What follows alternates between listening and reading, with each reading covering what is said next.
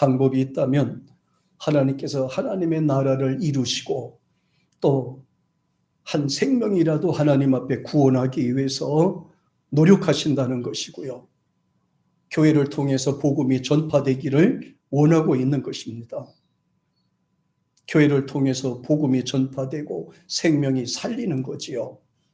세상에서 오래 사는 것도 잘 사는 것도 물론 중요하겠지만은 그것보다 더 중요한 것은 우리의 영이 구원받아서 하나님 나라의 확장에 들어가고 일하는 것이 저한테는 여러분한테도 굉장히 중요한 일인 것입니다. 말씀을 읽고 들을 때 하나님은 역사하시지요. 마음의 감동과 확신을 주시는 겁니다. 그래서 솔로몬 왕은 성경을 가리켜서 하나님을 경외하는 사람들에게 방패라고 표현을 하였습니다. 방패라고 했는데 먼저 잠언서 30장 5절을 같이 한번 읽어보겠습니다. 같이 시작. 하나님의 말씀은 다 순전하며 하나님은 그를 의지하는 자의 방패시나. 여기에서 하나님의 말씀은 다 그랬잖아요. 다 콜, 히브리어에서는 콜이라고 합니다. 다 순전하며 흠이 없다 이 말입니다. 하나님의 말씀은 하나님께서 지으셨을 때 우주, 자연, 만물, 인간까지도 다 순전하게 만들어 주셨어요. 그런데 그것을 누가 망쳤습니까? 사탄이가 망친 겁니다. 사탄에게 사로잡힌 인간이 세상을 망쳐버리고 마른 겁니다. 망쳐버렸어요. 다 망쳐버렸어요. 그래도 세상은 망가져도 불법이 돼도 하나님께서는 분명히 말씀하기를 그를 의지하는 자의 방패라고 말씀을 하셨어요. 의지라는 말이 나왔죠.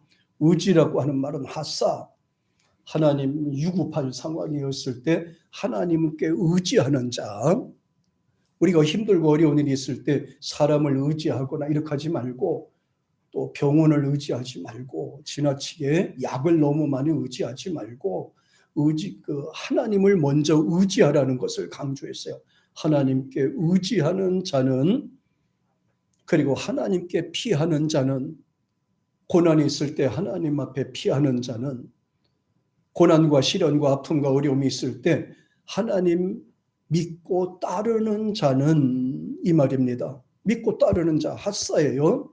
그러면서 말하기를 방패신이라고 하셨습니다. 방패라는 말은 끝부분에 들어가는 말인데 앞에 들어가는 말이 꼭 붙죠. 창, 칼, 방패. 창과 칼과 방패, 화살과 방패, 이렇게 표현합니다. 하나님께서는 우리에게 두 가지를 동시에 주셨어요. 하나는 창, 칼, 화살, 그리고 하나님은 방패가 되어주신다고 하셨습니다. 방패가 되어주신다. 그럼 오늘날로 말하면은 뭐가 될까요? 총과 엄폐물. 하나님은 엄폐물이 되어주신다고 하셨어요. 총알이 날아왔을 때 있으면 맞잖아요. 그러니까 하나님께서는 총알이 날아왔을 때도 엄폐물이 되어주신다고 하셨고요.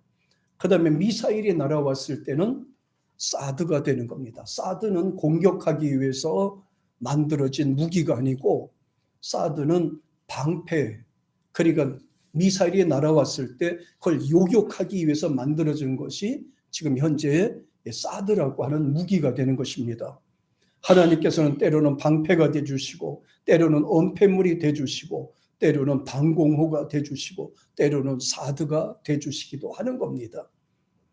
미국에서는 그 방패법이라는 것이 제정을 했는데요.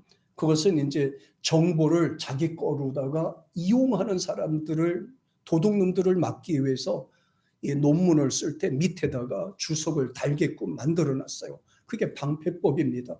예를 들어서 다른 사람이 쓴 책이나 정보를 자기 것처럼 이용하면 도둑놈이 되는 거예요. 그 법에 걸리게 되는 겁니다. 우리나라도 논문 쓸 때 밑에 이걸 안 하면, 주석을 안 다루면은 나중에 확인되면 무효 처리되는 것이 많지요. 논문 쓰는 것이 굉장히 힘들기 때문에 자기 지식과 여러 가지를 복합적으로 사용하기 때문에 자꾸 남이 쓴 거에 대하여 자기 거로 만들려고 하는 경우가 많아요. 사람들이 쓴 책을 자기가 이름 붙여서 자기가 쓴 것처럼 이렇게 도둑질하는 것이 굉장히 많습니다. 그래서 미국에는 방패법이라는 말로 대체를 시켰어요. 하나님께서 우리가 힘들 때 방패가 되어주신다고 하셨어요. 힘들 때 의지하는 자를 방패가 되어주신다는 것을 강조해 주셨습니다. 방패요. 단 의지하는 자에 한해서예요. 하나님을 따르는 자를 강조하고요. 하나님을 믿고 의지하는 자를 하나님께서는 보호하시고 인도하시고 함께 하신다는 것을 성경에서는 강조를 하셨습니다. 하나님을 의지하는 사람에게는 여러 가지 어려운 극복하는 힘이 되어주신다고 하셨고 사탄의 공격을 이기는 방패가 되어주시는 겁니다. 사도 바울은 주의 종들은 말씀을 이루는 사람이 되어야 된다고 말씀하시면서요. 천국의 백성으로 살기를 원하고 있습니다. 천국의 백성, 하나님의 말씀대로 사는 자가 되기를 원했어요. 골로새서 1장 25절에 보면 같이 시작. 내가 교회 일꾼 된 것은 하나님이 너희를 위하여 내게 주신 경륜을 따라 하나님의 말씀을 이루려 함이라. 목적이 바로 여기에 있습니다. 하나님의 경륜을 따라서 그 뜻을 이루기를 강조했어요. 여기에서 경륜이라는 말이 나오는데 오이코노미사스라고 하는 말이에요. 경륜이라는 말이 나오잖아요. 경륜이라는 말은 하나님이 말씀하시고 정해놓은 그런 제도를 가리켜서 말해요. 그러므로 저도 하나님의 이 제도와 말씀에 따라서 목회자가 돼서 또 여러분들도 하나님의 교회를 위해서 직분자로 세움을 받은 것도 하나님의 경륜에 의해서 이루어진 겁니다. 그러므로 우리의 힘이나 능력으로 하지 마시고 하나님이 주시는 그 믿음에 따라서 움직이는 저와 여러분 되기를 주의 이름으로 축복합니다. 이게 바로 믿음이에요. 이게 바로 믿음이란 말이에요. 찬송가에서도 보니까 굉장히 은혜로운 말이 있습니다. 굉장히 은혜스러운 말이 있어요.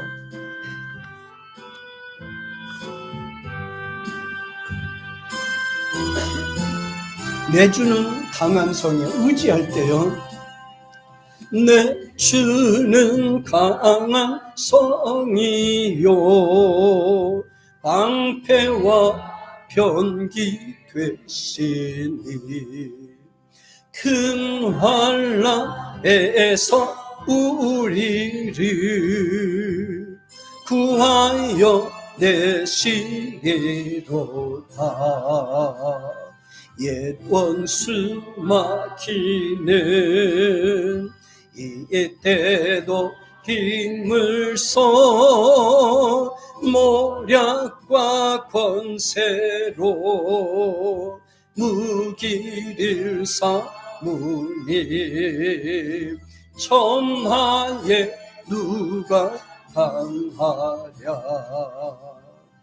내 힘만 의지할 때는 피할 수밖에 없도다.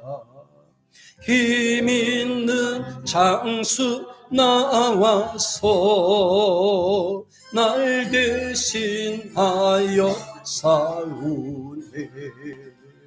이 장수 누군가 주 예수 그리스도 만군의 주로다. 당할 자 누구냐 반드시 이기리로다. 이 땅에 마귀 들끓어 우리를 삼키려 하나. 겁내지 말고 서거라. 진리로 이기리로다. 천척과 재물과 명예와 생명을 다 빼앗긴데도 진리는 살아서 그 나라 영원하리라.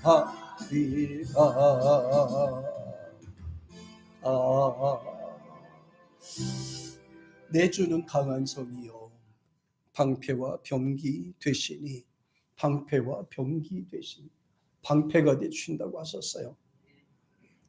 하나님을 의지하고 믿고 따를 때 하나님께서 방패가 엄폐물이 되주신다고 말씀을 해주셨습니다. 그러니까 저와 여러분들은 하나님 앞에서 언제나 부름받은 자로서, 일꾼으로서 주님 앞에 바로 살기를 축복합니다. 일꾼이라는 말은 헬라어에서는 디아코노스라고 하는 말이 사용이 됐습니다. 아까 하나님의 경륜은 이건 오이코노미아스라고 해서 하나님의 집, 하나님의 뜻, 하나님의 계획을 이루는 일꾼들이라고 그랬잖아요. 근데 여기서 일꾼은 디아코노스인데요. 원래는 임금한테는 시종들이 있죠. 그 다음에 교회에서는 봉사자가 있습니다. 구약에 보면 사무엘은 성전에서 생활하면서 심부름을 했습니다. 그러니까 사환으로 일한 거죠. 사환으로 해서.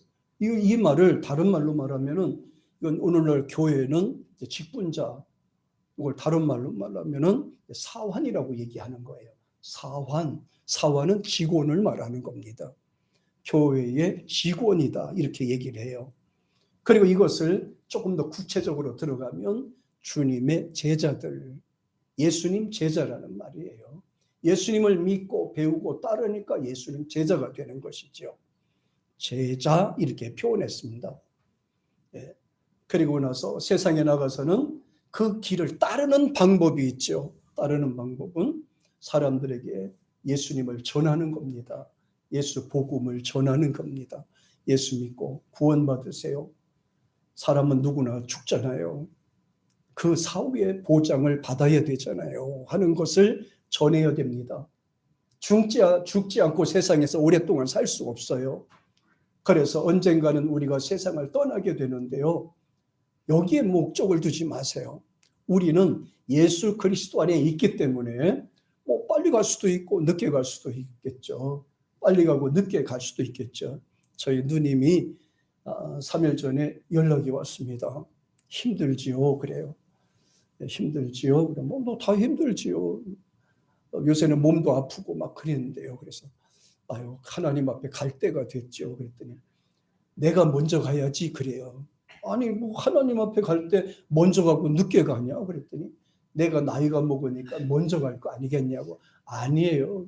하나님 앞에는요, 나이 상관없어요.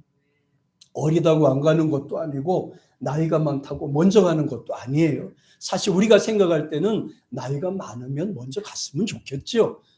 젊은 사람은 천천히 와도 괜찮겠죠. 그런데 그렇지 않아요. 하나님 나라 갈 때는 나이와 상관없이 어떤 순간에 하나님이 부르시면 가야 되는 겁니다. 다 놓고 가야 되는 겁니다. 그런데 가야 되는데요.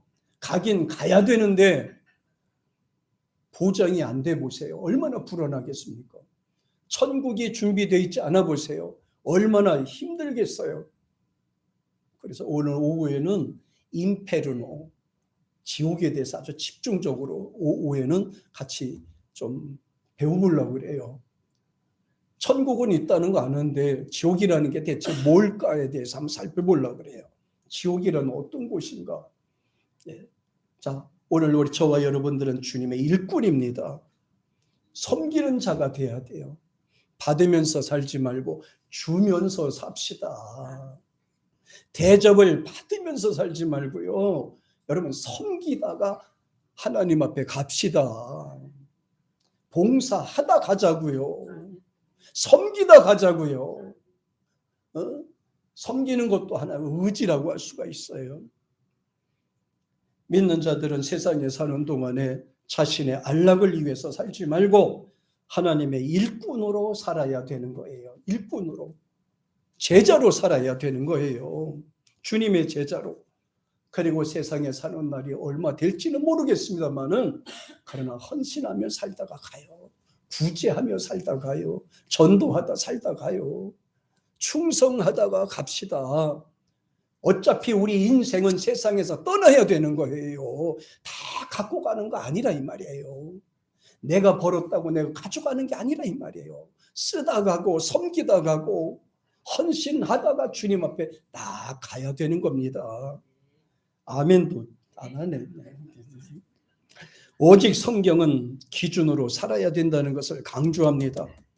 디모데후서 3장 16절에서 하나님 말씀 외에는 진리가 없습니다. 같이 시작. 모든 성경은 하나님의 감동으로 된 것으로 교훈과 책망과 바르게 함과 의로 교육하기에 유익하다 그랬잖아요. 유익이다 그랬어요.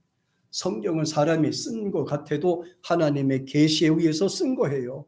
사람이 기록한 것 같아도 하나님 감동에 의해서 감동받은 사람들이 쓴 겁니다. 글자 하나하나가 그래서 축자 영감설이라 그래요. 축자 영감설. 글자 하나하나가 하나님의 기운으로 썼다. 하나님의 감동으로, 성령의 감동으로 썼다. 이렇게 됐어요. 성령의 감동받은 사람들이 찬양을 부르고, 성령 감동 받아서 하나님께 영광을 돌리고, 성령 감동 받아서 하나님을 찬양하는 그런 것을 가리켜서 말합니다. 하나님께 성령 받아서 감동으로 받는 사람이 되기를 축복합니다. 되게 엄청난 역사가 일어나죠. 여기에서 감동이 됐다는 것은 이제 하나님의 신으로 됐다는 거예요. 하나님의 감동, 계시받아 됐다는 거예요. 하나님의 뜻에 따라서 글씨가 쓰게 됐고 그 말씀에 의지하게 됐다는 거예요. 볼까요? 하나님의 말씀에 의지할 때 어떤 일이 일어났는지 보세요. 말씀에 순종하는 자에게는 굉장한 은혜가 임하고 굉장한 능력이 임하고 굉장한 축복이 임하는 겁니다. 오네시모는 노예였습니다. 너무너무 힘들어서 도망가다가 잡혀서 로마인들에게 잡혀서 감옥에 가게 됩니다. 감옥에 가가지고 죽을 날만 기다렸어요. 도망가는 노예는 사형밖에 없거든요. 그 속에서 사도 바울이 전하는 복음을 듣고 새 사람이 되었어요. 사도 바울의 도움을 받아서 자유의 몸을 받았어요. 죽을 사람이 예수 믿고 새롭게 된 겁니다. 전도자가 됐습니다. 교회에 필요한 사람이 된 거예요. 여러분, 예수님 믿고 나서 어떤 사람이 되길 원해요? 필요한 사람이 되세요. 필요한 사람이 되세요. 교회나 가정이나 사회에서도 꼭 필요한 사람이 되세요.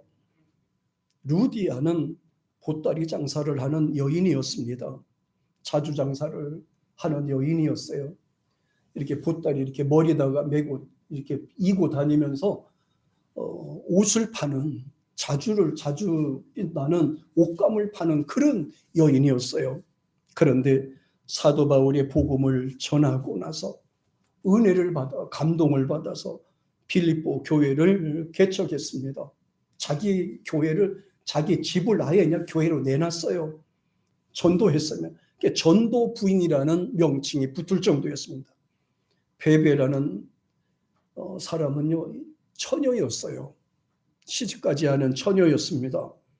그러나 하나님 말씀 받고 너무 감동받았어요. 일생 동안을 교회를 개척하고 복음을 전했습니다. 시장에 가서 물건을 팔고 그 받은 것으로 교회를 세워갔어요. 전도인으로 평생을 헌신합니다. 저 그 베베 교회를 가봤습니다.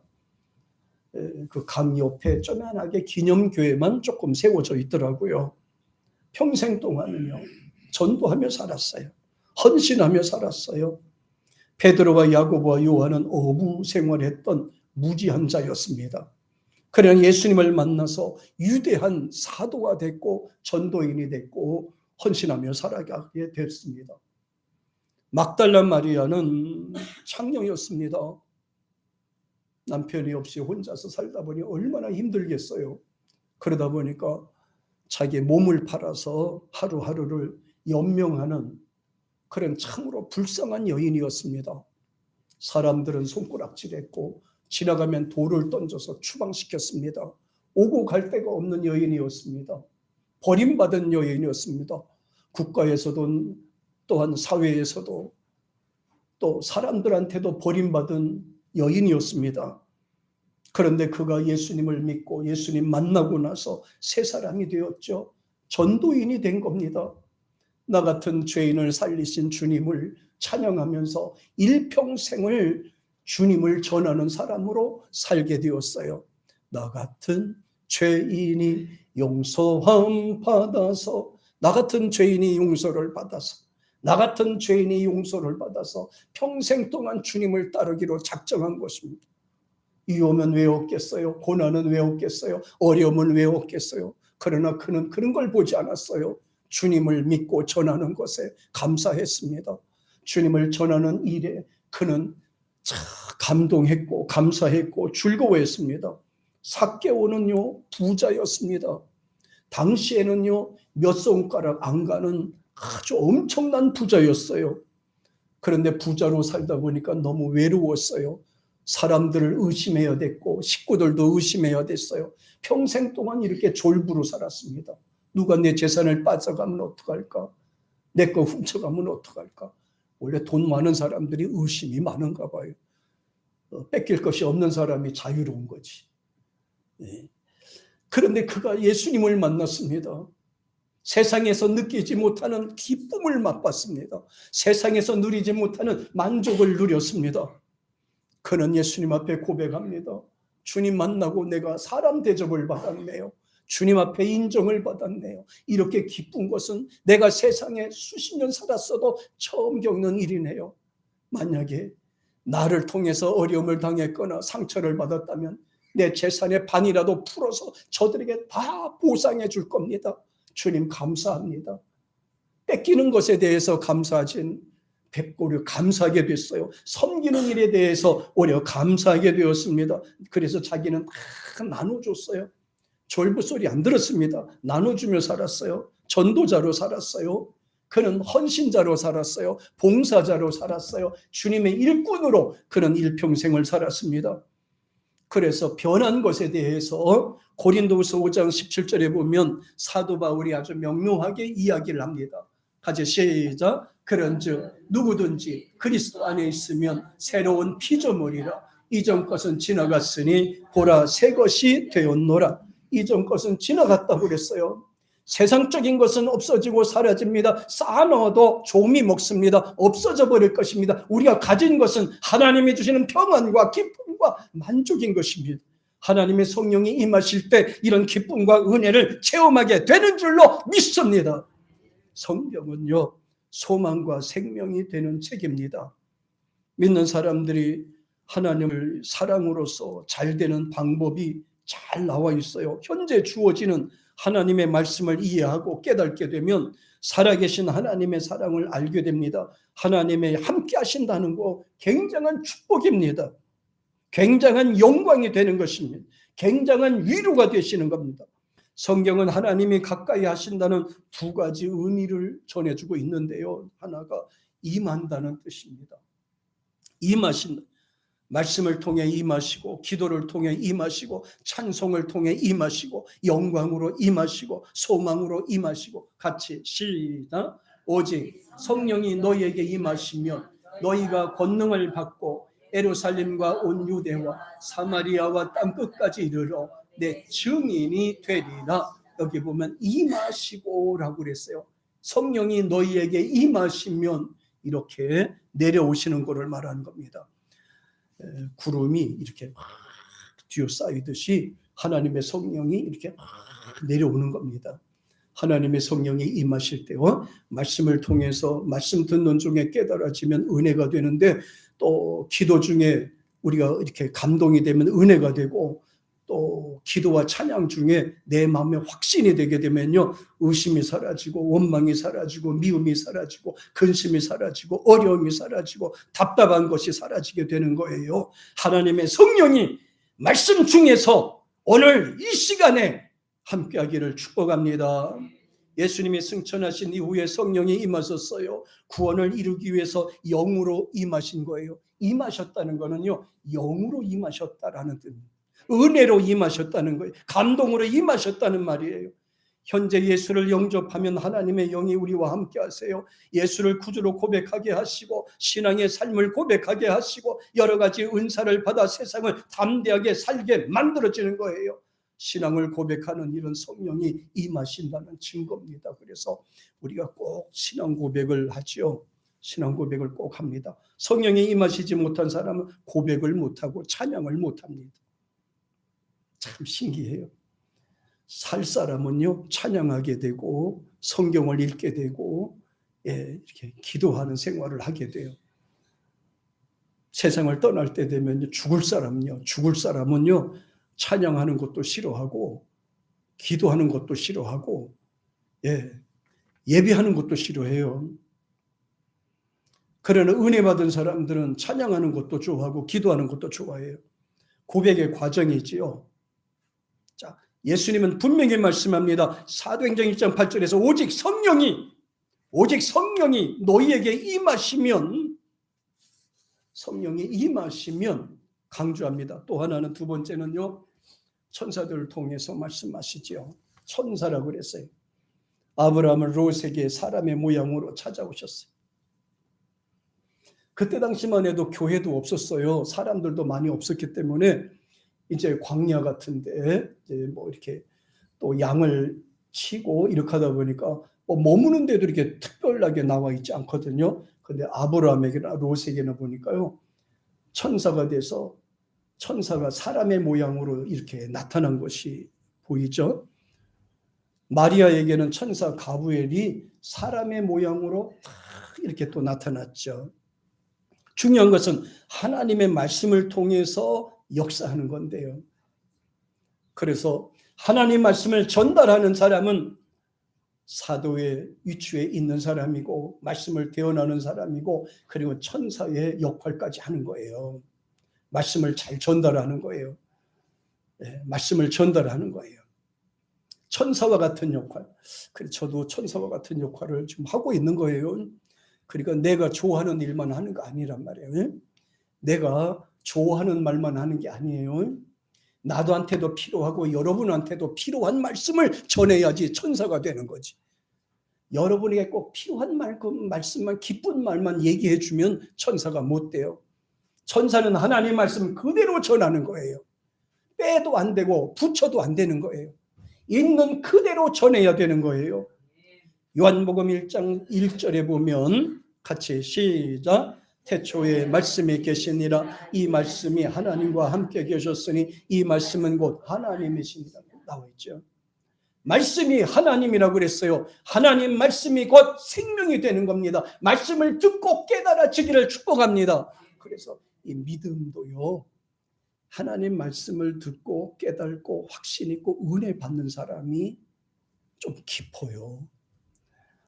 찬양을 부르다 은혜 받아가지고, 그것도 중요합니다. 찬양 부르다 감동 받아가지고 이렇게 은혜 받아서 사는 사람도 있지만, 또 기도하다 은혜 받아서 또 깊이 들어갈 수도 있지만, 그러나 가장 믿음이 단단한 사람은 하나님 말씀 듣고 은혜 받아야 되는 거예요. 하나님 말씀을 듣고 깨달아야 되는 거예요. 여기서 은혜가 받아야 되는 거예요. 여기서 하나님의 확신된 계시의 말씀을 듣도록 하셔야 되는 거예요. 1장 14절에 보면 이렇게 말씀하세요. 시작. 말씀의 육신이 되어 우리 가운데 거하심에 우리가 그 영광을 보니 하나님의 독생자의 영광이요 은혜와 진리가 충만하더라. 그죠? 하나님이 육신이 돼서 이 땅에 오셨어요. 그러니까 하나님이 곧 말씀이 되는데 그 말씀으로 예수님이 이 땅에 오셨어요. 예수님이 하신 말씀은 곧 하나님 말씀이다. 이렇게 딱 말씀하시는 거예요. 그래서 하나님은 인간의 몸을 입으시고 하나님이 예수님으로 우리 가운데 오신 거예요. 하나님의 말씀은 연구할 대상이 아니라 나에게 주시는 메시지가 되는 겁니다. 하나님 말씀을 연구하고 노력하고 많이 지식을 습득한다 해서 그 사람 믿음이 좋은 거 아니라 이 말이에요. 성경을 100독을 하고 200독을 한다 할지라도 그 사람에게 말씀을 지키는 것이 없다면 그는 헛고생하는 거다 이 말이에요. 하나님은 나에게 주시는 메시지예요. 나에게 주시는 계시 말씀이에요. 이 말씀을 듣고 나를 깨달으라고 하시는 거예요. 이 말씀으로 나를 변화되기를 원하는 거예요. 이 말씀으로 말미암아 내가 세상에서 예수를 증거하는 사람이 되기를 원하는 겁니다. 하나님이 오늘 어떤 말씀을 하시는지, 나에게 무슨 말씀을 하시는지가 바로 오늘 이 시간의 핵심인 거예요. 나에게 어떤 말씀을 하시는지, 어떻게 살라고 말씀하시는지, 무엇을 붙잡고 살아야 되는지. 우리가 많은 것을 알고 있다고 해서 자랑할 문제가 아니에요. 안다고 해서 내세우거나 자랑할 문제도 아닙니다. 왜냐하면 아는 만큼 뭐가 따라와요? 책임이 따라온다는 것을 꼭 기억하세요.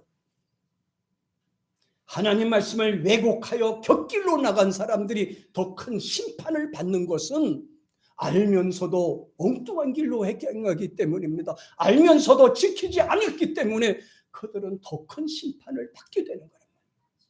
더 큰 심판을요. 차라리 모르고 안 지켰으면 용서는 받지. 알면서 안 지키기 때문에, 잘못 생각하기 때문에 더 큰 심판을 받고 더 큰 지옥의 고통을 들어간다라고 하는 것을 강조하는 거예요. 우리가 아는 만큼 책임이 따르고 실천해야 되는 무게가 큰 것입니다. 그러므로 말씀을 왜곡하거나 오해하여 행하는 것은 하나님을 오해하는 일이 되고 7배의 형벌을 받는 것과 같아지는 것입니다. 문제는 사람들에게 언제나 불신과 교만하게 행동한다는 그런 속성이 있어요. 그런 속성. 많이 하는 것만큼 열심을 내지 않는 행위는 우리가 주목하셔야 돼요. 주님이 제일 싫어하는 행동이 바로 이 부분입니다. 누가복음 6장 46절에 보면 이런 말씀이 되어 있어요. 시작. 너희는 나를 불러 주여 주여 하면서도 어찌하여 나라는 말하는 것을 행치 아니하느냐. 주님 말씀하시잖아요. 어찌하여 나를 알기만 했지 행치 않느냐. 주여 주여 부르짖지만은 어찌하여 실천하지 않느냐. 마태복음 7장 23절에도 말씀하세요. 시작. 그때 내가 너희에게 밝히 말하되 내가 너희를 도무지 알지 못하니 불법을 행하는 자들아 내게서 떠나갈지어다. 말씀하셨잖아요. 말씀을 아는 것과 지키는 것은 분명히 다른 거예요. 아는 것도 중요합니다. 그러나 지키는 것은 더 중요하다는 것을 알려주었어요. 불법을 행한다는 것은 알기만 했지 지키는 것이 없기 때문에 이렇게 책망을 받게 되는 거예요. 그래서 야고보 사도가 야고보서 2장 14절에서 경고를 합니다. 시작. 내 형제들아 만일 사람이 믿음이 있노라 하고 행함이 없으면 무슨 이익이 있으리요? 그 믿음이 능히 자기를 구원하겠느냐? 또 시작. 이와